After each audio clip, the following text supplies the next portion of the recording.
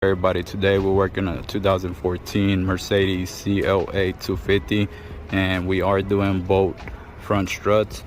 The worst strut on this vehicle is going to be the passenger side. It's literally pretty much apart from the strut mount, so we are going to be removing that.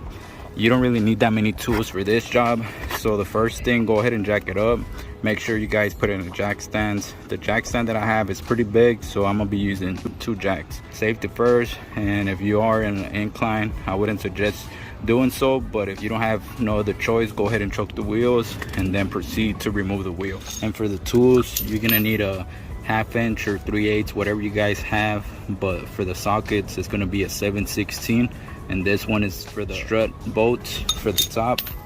And then you're also gonna need an 18mm 22mm socket, some vice grips to be able to grab the sway bar link on the back so it won't move.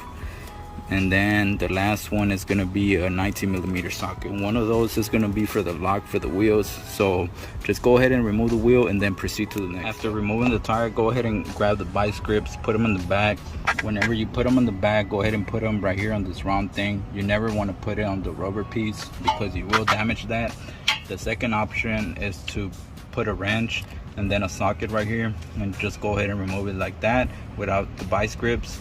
Normally I do it like this. I never damage anything, so I recommend it this way because it's much easier. Once you remove the nut, go ahead and jack it up from the bottom. Just put the jack right there under the control arm. Jack it up until you're able to remove the sway bar link to the back. Go ahead and remove this little 2 pins. Just go ahead and pull them back on each side, and then put this plastic piece to the side. After removing this plastic piece out the way, go ahead and remove these 2 bolts. Either you can use a 21mm socket on this end, some vice grips on the other end, or adjustable wrench. Whatever you guys have, go ahead and use it.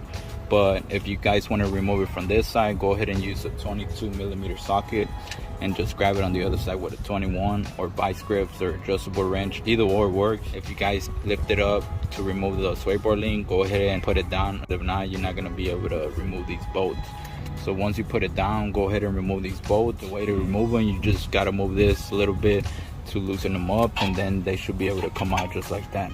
After, we're going to work on the top, and these 3 bolts are 7/16. So go ahead and remove these 3 bolts. Before you remove the last one, go ahead and grab it from the bottom.